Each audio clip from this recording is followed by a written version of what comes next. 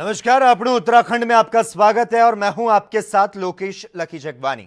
ANB news की सभी दर्शकों से अपील है कि अगर आपको खुद में या अपने परिवार के किसी सदस्य में कोरोना वायरस के लक्षण दिखाई देते हैं तो आप इसे नजरअंदाज ना करें, तुरंत कोरोना वायरस की जांच कराएं, क्योंकि यह देखने में आया कि देश में कोविड-19 से मरने वालों का जो आंकड़ा बढ़ रहा है उसकी एक वजह यह है कि कई लोग सही वक्त पर टेस्ट नहीं करवाते और इलाज भी नहीं करवाते और इसे नजरअंदाज करते हैं। एएनबी न्यूज आपसे अपील करता है कि अगर किसी परिवार के सदस्य में कोरोना के लक्षण दिखाई दें तो तुरंत जांच कराएं और वायरस की जड़ से खत्म करने में सहयोग करें।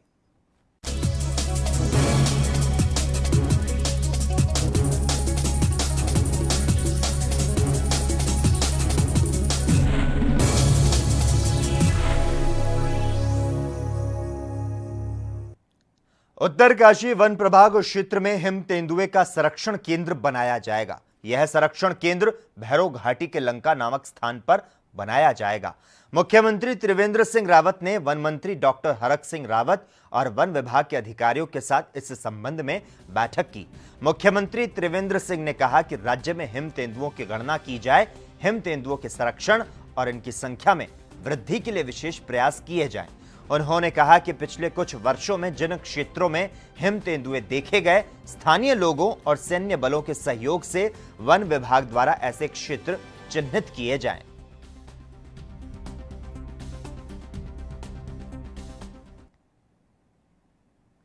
वहीं खटीमा दौरे पर पहुंचे उच्च शिक्षा मंत्री धन सिंह रावत ने आज खटीमा डिग्री कॉलेज का निरीक्षण किया और इस दौरान कैबिनेट मंत्री ने कॉलेज में निर्माणाधीन हाईटेक सभागार का जहां निरीक्षण किया तो वहीं कॉलेज प्राचार्य और स्टाफ से मिलकर वर्तमान शैक्षिक व्यवस्थाओं के बारे में जाना।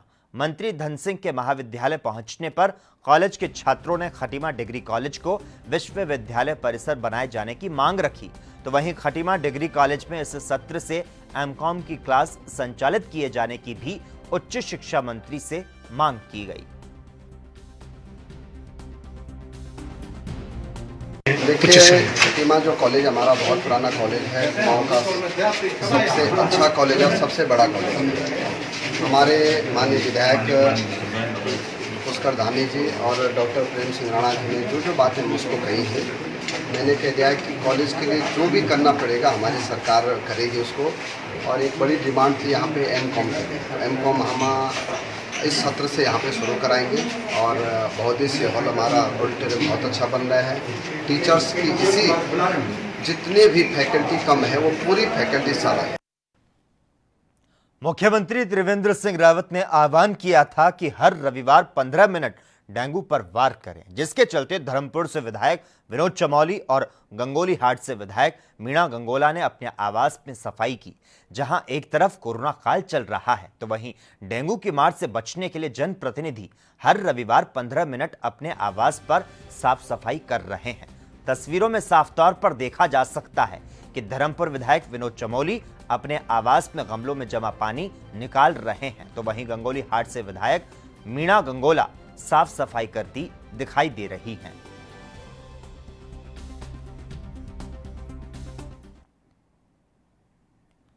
मुख्य सचिव उल्पत कुमार की सेवा निवृत्त होने के बाद नए मुख्य सचिव के तौर पर ओम प्रकाश सिंह ने पदभार संभाला। ऐसे में कांग्रेस के प्रदेश अध्यक्ष प्रीतम सिंह ने भी उनको शुभकामनाएं दी। तो साथ ही उन्होंने कहा कि प्रदेश के विकास में वह अपना अहम योगदान दे। इस मौसम में दैवीय आपदाओं के लिए आपदा प्रबंधन को मजबूत करने का भी काम करें।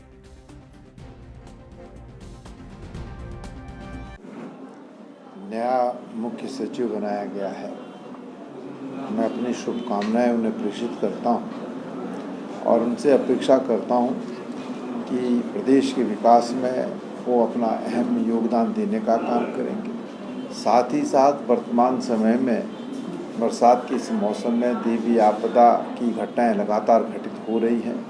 दैवीय आपदा प्रबंधन को वो निश्चित रूप से मजबूत करने का काम करेंगे। ऐसी मेरी अपेक्षा जो है नए चीफ सेक्रेटरी से है। कोरोना काल में सीएम राहत कोष में पैसे देने के मामले में सत्ताधारी दल के विधायक कंजूस साबित हुए। बीजेपी के अधिकांश विधायकों ने मूल वेतन कटवाकर प्रदेश सरकार की अपील को किनारे किया है। तो वहीं दूसरी तरफ कांग्रेस विधायकों ने मूल वेतन के साथ ही भत्तों में भी कटौती कराई। कांग्रेस के केदारनाथ विधायक मनोज रावत ने आरटीआई के तहत जानकारी मांगी थी। इसमें खुलासा हुआ कि सत्ता पक्ष के अधिकतर विधायकों ने सीएम राहत कोष से दूरी बनाकर रखी। मंत्रियों को हटा दिया जाए तो एक अतिरिक्त विधायक सहित 62 में से 42 विधायकों ने सीएम राहत कोष में वेतन दिया, जिसमें सत्ता पक्ष के 20 विधायक हैं जिन्होंने पैसा नहीं दिया है। इन विधायकों में बीजेपी के प्रदेश अध्यक्ष बंशीधर भगत भी शामिल हैं।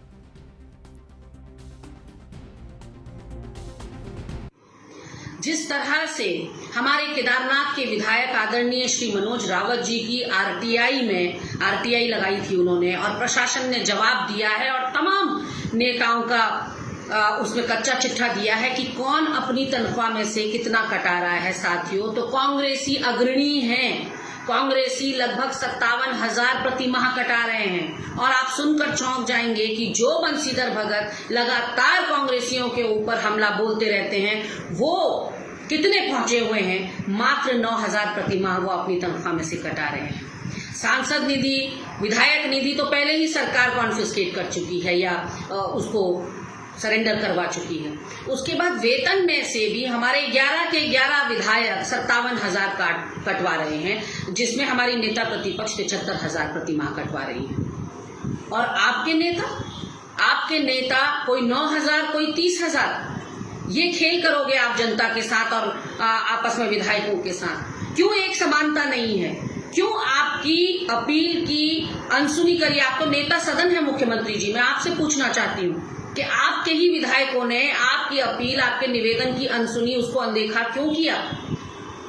जनता के बीच में जाकर कांग्रेस साथियों इस समय संसाधनहीन है, उसके बावजूद जनता के बीच में जाकर कांग्रेस कार्यकर्ताओं ने, नेताओं ने अपनी जेब से जनता के बीच में PPE kit, ration kit, mask, sanitizer क्या नहीं बांटा, और अभी तक बांट रही है। सोनिया रसोई चलाई, उसके माध्यम से लोगों को, गरीब लोगों को भोजन दिया। श्री राम मंदिर तीर्थ क्षेत्र न्यास के सदस्य और हरिद्वार अखंड परमधाम आश्रम के परमाध्यक्ष युग पुरुष स्वामी परमानंद गिरी महाराज आज हरिद्वार से उत्तराखंड के चारों धामों गंगोत्री, यमुनोत्री, बद्रीनाथ, केदारनाथ, गोमुख की मिट्टी और गंगा, भागीरथी, अलकनंदा, सरस्वती सहित पवित्र नदियों का पवित्र जल और मिट्टी लेकर रवाना हुए और इस अवसर पर नदियों के जल और मिट्टी की पूजा अर्चना की गई। अयोध्या रवाना होने से पहले उन्होंने कहा कि उन्हें बहुत खुशी हो रही है। यह हमारे आराध्य से जुड़ा हुआ विवाद था जो लंबे समय के बाद हल हुआ है। कई लोग कहते हैं ज्यादा कहो कम में पूरा करो, हम लोग कहते हैं कम में कहो, ज्यादा टाइम लग जाएगा तो क्या है। तो हमारे समझ में 2.5-3 साल में पूरा हो जाना चाहिए। ये तो मंदिर का निर्माण, वो जो सोमपुरा के वो लोग हैं और मिस्त्री लोग हैं, उसका विषय है, हमारा नहीं है, न ये राजनीति का विषय है। हाँ, राजनीति के कारण यदि कोई ढिलाई देखेंगे तो हम चिल्लाएंगे। हम किसी कारण से लेट नहीं करना चाहेंगे कि चुनाव तक जाए, कब जाए, जल्दी। अयोध्या में 5 अगस्त को राम मंदिर निर्माण शुरू होने को लेकर अंतर्राष्ट्रीय हिंदू परिषद के प्रदेश अध्यक्ष डॉक्टर राजीव महाजन के नेतृत्व में राष्ट्रीय बजरंग दल के कार्यकर्ताओं ने एक बैठक का आयोजन किया, जिसमें सर्वप्रथम भगवान राम के फोटो के समीप दीप प्रज्वलित किया गया। उसके बाद सोशल डिस्टेंस का ध्यान रखते हुए बैठक में फैसला किया गया कि जैसे दिवाली मनाई जाती है वैसे ही 5 अगस्त के दिन प्रदेश के सभी लोग, खासकर अंतर्राष्ट्रीय हिंदू परिषद और राष्ट्रीय बजरंग दल के कार्यकर्ता अपने अपने घरों में दीप प्रज्वलित कर राम मंदिर निर्माण का स्वागत करेंगे। 3 लाख से अधिक हिंदुओं ने अपना बलिदान दिया है। कोठारी बंदूकों का भी बलिदान हुआ है, साधु संतों का बलिदान हुआ है, लेकिन सुप्रीम कोर्ट के निर्णय से हिंदू समाज में खुशी की लहर है। 5 अगस्त से जो भव्य राम मंदिर का शिलान्यास होने जा रहा है, या मंदिर का निर्माण प्रारंभ होने जा रहा है, क्योंकि इस मंदिर का शिलान्यास तो 1989 में 9 नवंबर को कांग्रेस की सरकार में तत्कालीन गृह मंत्री सरदार बूटा सिंह जी और स्वर्गीय नारायण दत्त तिवारी जी द्वारा किया जा चुका है। और ध्यान रखिए, उस समय कामेश्वर चौपाल जी द्वारा ये मंदिर का निर्माण किया गया। मंदिर का निर्माण औपचारिक शिलान्यास 5 अगस्त से होने जा रहा है। पूरे हिंदू समाज में खुशी की लहर है और मेरा सब हिंदुओं से निवेदन है कि इसको, जैसे भगवान राम ने रावण का वध करके जब अयोध्या पहुंचे थे, उस समय अयोध्या में जो दिवाली मनाई गई थी, ठीक उसी तरह की दिवाली सारा हिंदू समाज मनाए। पूरे विश्व में प्रसिद्ध मां बाराही धाम देवीधुरा के बगवाल इस बार नहीं खोली जाएगी। आपको बता दें, कोरोना महामारी के कारण जिला प्रशासन और मंदिर कमेटी ने यह निर्णय लिया। अब तक के इतिहास में यह पहली बार होगा जब मां बाराही धाम में बगवाल का आयोजन नहीं होगा।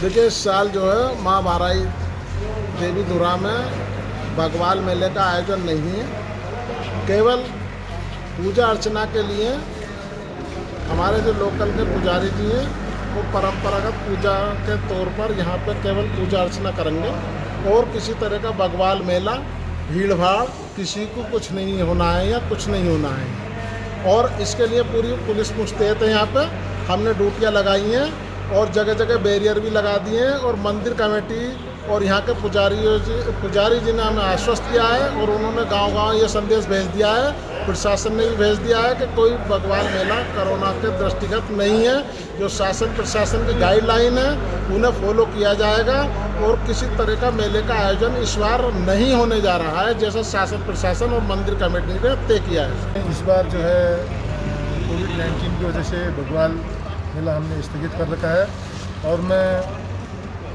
क्षेत्र की समस्त जनता से निवेदन करूंगा कि कोई भी व्यक्ति बगवाल देखने या बगवाल खेलने न आए।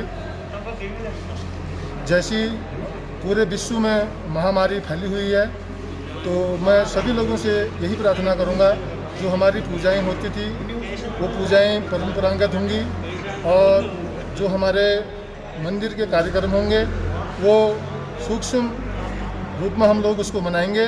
और सभी लोगों से मेरा अनुरोध है, सोशल डिस्टेंसिंग और भारत सरकार की जो गाइडलाइन है उसका पालन करें और यहाँ पर कम से कम रूप में आएँ।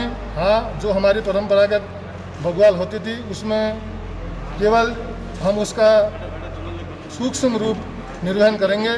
उसमें हमारे 5-5 लोग जाएंगे, वो अपनी जो है फील्ड में खोलीखाना दुबा चौड़ में जाके अपना फर्रे को लेके उसको घुमाएंगे और अपनी पूजा अर्चना करने के बाद अपने अपने घरों को चले जाएंगे। तो सभी लोगों से मेरा निवेदन है, कृपया मंदिर में बगवाल खेलने या देखने न आए। अपने उत्तराखंड में खबरों का सिलसिला लगातार जारी रहेगा। यहां पर रुकते हैं एक छोटे से ब्रेक के लिए।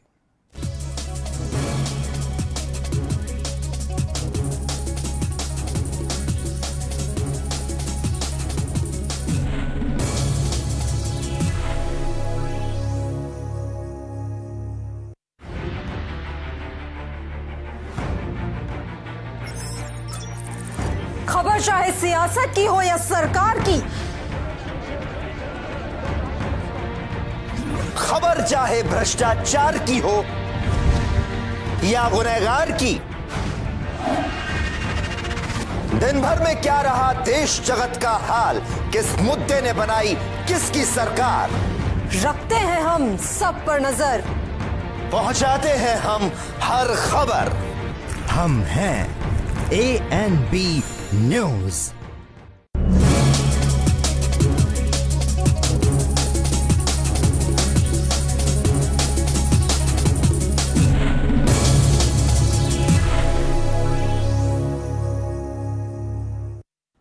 ब्रेक के बाद आपने उत्तराखंड में एक बार फिर से आपका स्वागत है। सरहदों की रक्षा में लगे हुए हिमवीरों के लिए जोशीमठ की महिलाओं ने रक्षा सूत्र भेजे हैं।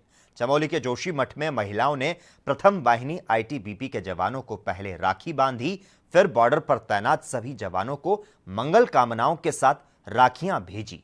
महिला समाज सेवी देवेश्वरी शाह ने बताया कि उनका ग्रुप पिछले 7 वर्षों से हिमवीरों को राखी बांधता आया है, तो साथ ही प्रतिवर्ष ऑर्डर पर तैनात ITBP के जो जवान है और अधिकारियों के वे लोग राखियां भेज रहे हैं। और इस साल कोरोना संक्रमण के कारण वे बॉर्डर पर जवानों को राखी बांधने नहीं जा सकी। इसीलिए जोशीमठ नगर में उनके समूह द्वारा आईटीबीपी के कुछ जवानों को राखियां बांधकर बाकी जवानों को 650 राखियां भेजी गई है।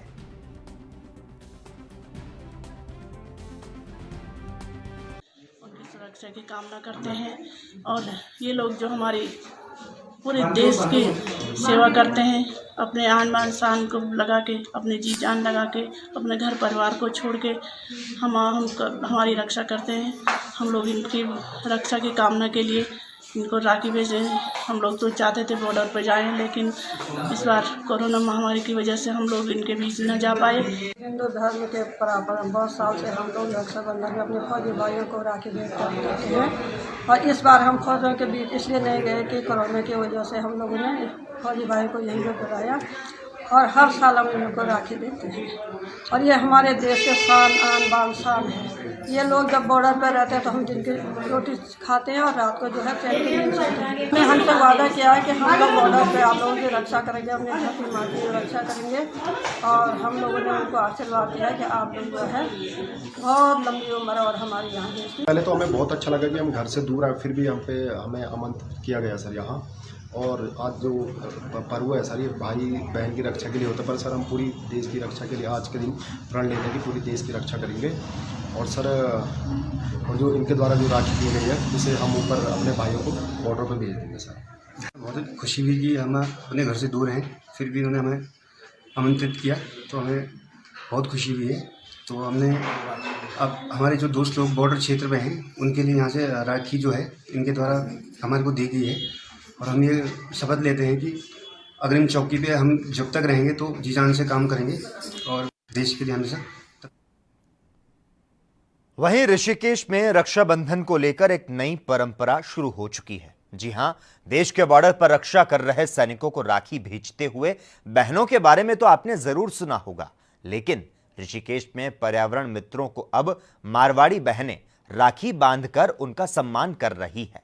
दिलचस्प बात यह है कि राखी भी हस्त निर्मित साबुन के द्वारा बनाई गई है, जिसका उद्देश्य है कि पर्यावरण मित्र जब भी कुछ खाएं उसके पहले साबुन से हाथ धोएं और फिर उसे अपने हाथ पर राखी के तौर पर बांध लें। ऐसे में राखी जहां लंबे समय तक भाइयों के हाथ की शोभा को बढ़ाएगी तो वहीं उनकी सुरक्षा भी करेगी। नगर निगम की मेयर अनीता ममगाई ने मारवाड़ी बहनों के कार्यक्रम में शामिल होकर नई पहल की सराहना की है।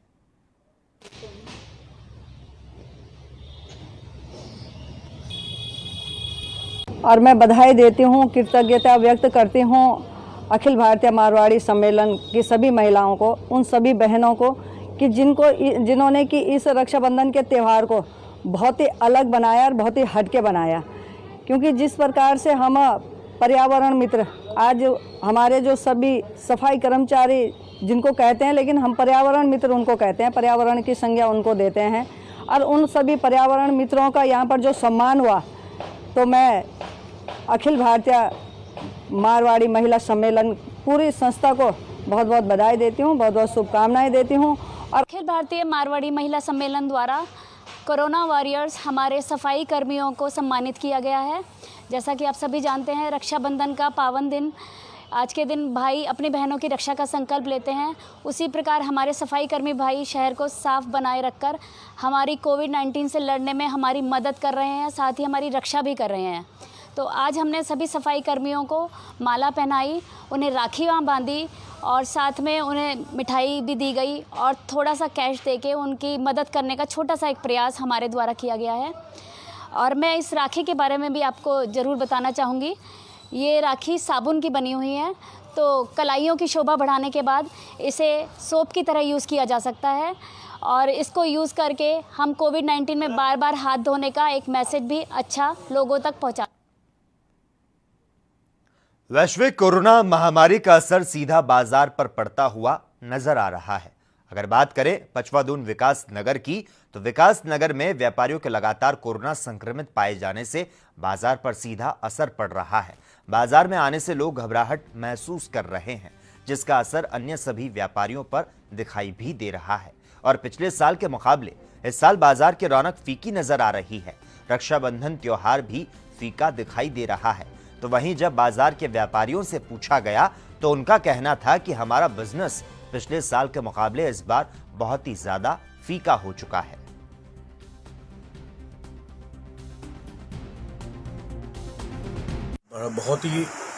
बहुत ही बड़ा असर पड़ रहा है, खासकर रक्षाबंधन को देखते हुए। रक्षाबंधन का इतना बड़ा त्यौहार होता है जिसको देखते हुए बाज़ार में बहुत ही रौनक होती है, जो इस साल कहीं भी बाज़ार में कहीं से कहीं तक नहीं दिखाई देती है, जिसमें व्यापारी वर्ग बहुत परेशान है और आर्थिक मंदी से गुजर रहा है।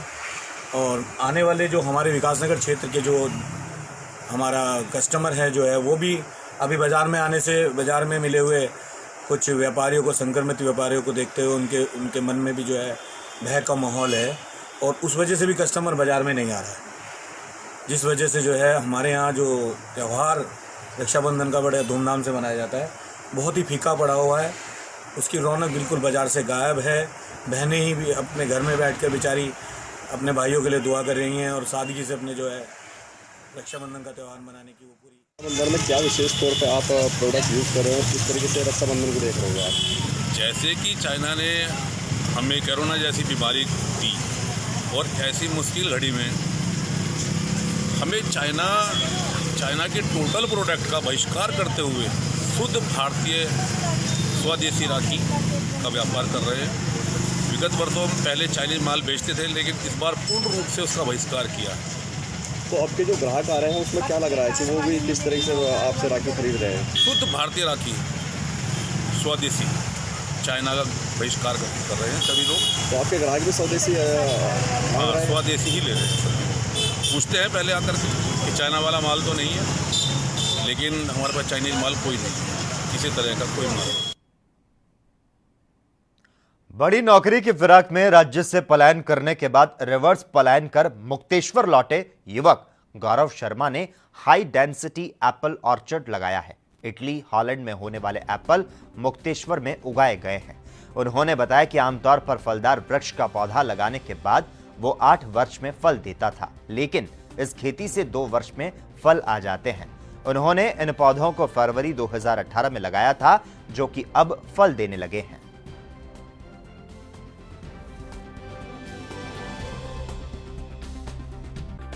मैं बॉम्बे से अपनी जॉब छोड़ के आया था अपने फादर का बिज़नेस नैनीताल में ज्वाइन करने, और उसी के साथ मेरा ध्यान हमारे पुराने बगीचे पे गया, जो कि बहुत ही पुरानी, बहुत ही ख़राब स्थिति में था और फल की क्वालिटी अच्छी नहीं थी उसमें, और जितना हम पोटेंशियल उसमें था उतना एक्सप्लोर नहीं कर पा रहे थे। तो फिर उसी के बाद मैंने डिसाइड किया कि एक चक्कर हिमाचल प्रदेश और जम्मू कश्मीर का किया जाए। और हिमाचल में मेरे को 2 बहुत ही प्रगतिशील किसान भाई या बागवान मिले, सिंह ब्रदर्स या चौहान ब्रदर्स, जो कि अपनी नौकरियां छोड़ के वापस गांव में आके इसी तरीके से, इसी पद्धति से पिछले 3-4 साल से जैविक तरीके से सेब उगा रहे थे। तो मुझे लगा कि यही सेम मॉडल हमारे यहाँ भी दोहराया जा सकता है, और इसका क्योंकि हमारी जलवायु सब कुछ लगभग सेम है हिमाचल की तरह, पर कहीं ना कहीं हम चूक रहे हैं। तो वही मॉडल को मैंने कॉपी करते हुए और उसको अपने तरीके से मॉडिफाई करते हुए मैं उत्तराखंड में मुक्तेश्वर में मैंने पहला बगीचा 400 पेड़ का 2018 में लगाया, जो कि रूट स्टॉक के ऊपर मैंने 8 अलग तरीके की किस्म लगाई, जो कि सभी इंपोर्टेड वैरायटीज़ हैं, जिसमें मुख्य वैरायटीज़ जो हमारी थी वो थी रेडलम गाला, बुकाई गाला, डिकार्ली गाला, और डिलीशियस ग्रुप में हमारे पास था रेड कान, सुपर चीफ, जेरोमाइन एंड स्कारलेट स्पॉटू। तो 2020 के अंदर ही जो पहले पेड़ हमको 8 से 10 साल में सेब देना चालू करते थे, वो 2 साल के अंदर हमें वापस पैसा देने लग गए हैं। तो अगर आप बात करें इसके फाइनेंसेस की, तो जो 1 एकड़ में हमारे यहाँ का किसान 2 से ढाई या 3 लाख रुपए कमाता है, इस मॉडल के थ्रू 1 एकड़ में 1000 पेड़। आज दुग्ध विकास मंत्री धन सिंह रावत ने नैनीताल दुग्ध संघ का निरीक्षण किया और इस दौरान प्रोसेसिंग प्लांट और कारखाने की व्यवस्थाओं का जायजा लेते हुए प्लांट की मशीनों का रखरखाव और उसकी उपयोगिता के प्रयोग को जाना। तो साथ ही राज्य सरकार द्वारा संचालित योजनाओं की जानकारी देते हुए अधिक से अधिक पात्र लोगों से लाभ उठाए जाने की बात कही। और ये जो लाल कुआं हमारी डेयरी है, इस समय हम ये प्लांट हमारा लगभग 25-30 साल पुराना हो गया है। अब हमने 90-10 के रेशो में यहाँ इस साल जो है भारत सरकार को DPR भेज रहे हैं। मेरी भारत सरकार के मंत्री जी से भी बात हो गई है और इसका पूरा मास्टर प्लान बना के 1 लाख लीटर के हम यहाँ पे आधुनिक डेयरी बनाए। कल मैं उधम सिंह नगर ज़िले में था, तो एक बड़ा काम हमारे डेयरी सेक्टर ने किया है, हमारे एमडी भी यहाँ पे बैठे हैं, कि हम लोग अब डेयरी के माध्यम से रसगुल्ला हो गया, गुलाब जामुन हो गया, और ये जो इम्यूनिटी बढ़ाने के लिए इस समय हमने एक मॉडल बना रखा है मिल्क का, उसमें हल्दी भी डाले, जो आयुष मंत्रालय ने गाइडलाइन है। ये तीनों चीज़ों की कल हमने वहाँ पे लॉन्चिंग की है, और मैं कह सकता हूँ कि डेयरी सेक्टर में इस समय काफ़ी काम हो रहा है, और अब हमारे पूरे सारे दुग्ध संघ इस समय प्रॉफिट में सर। और इसी के साथ ही आपने उत्तराखंड में इतना ही, लेकिन तमाम अहम खबरों के लिए लगातार आप जुड़े रहिए और देखते रहिए ANB न्यूज़।